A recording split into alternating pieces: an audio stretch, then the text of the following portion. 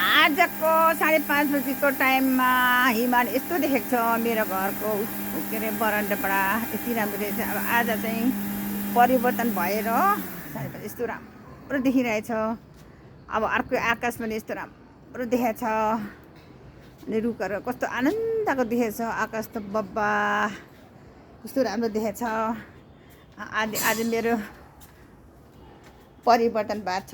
यहाँ मेरो नयाँ फुल रोपेको छु, कस्तो राम्रो देखेको यहाँनिर मेरो झ्यालमा। मलाई मेरो साथी दिदीले दिनुभएको एउटामा थियो, 4वटा भयो।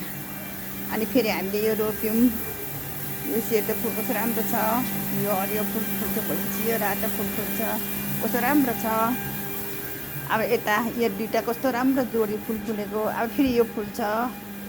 अनि यति राम्रो स्वर्ग, अब यति राम्रो स्वर्ग, म त स्वर्ग त यही हो जस्तो लाग्छ मलाई चाहिँ। अब यहाँ डाँडाहरू कस्तो राम्रो देखेको। अनि त्यही हो, अब हजारौँ दुःख पीडाबाट हामी यहाँ आयौँ, रोगहरूबाट बाँचेर आयौँ। अब सुख शान्तिले मेरो प्लेन आउँदैछ।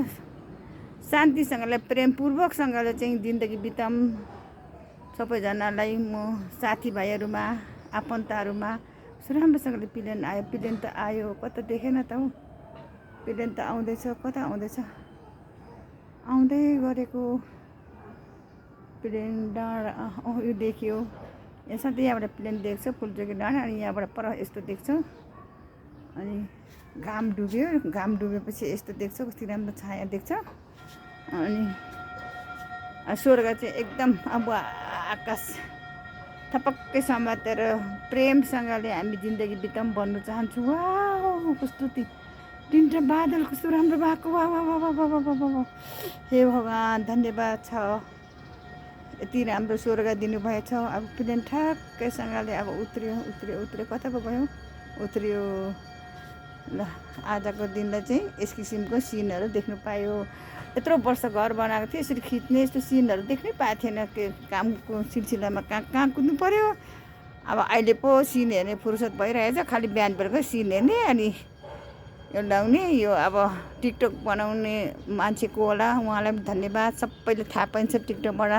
हामी जस्तो बुढाबुढीले टिकटक हेरेर बस्नुपर्छ हो। हामी त अब रमाएर आफ्नो जिन्दगी खुसी भएर बस्ने हो। कमाएर टन्नसँगले सब कुरा आफ्नो जिम्मेवारी सिद्धियो।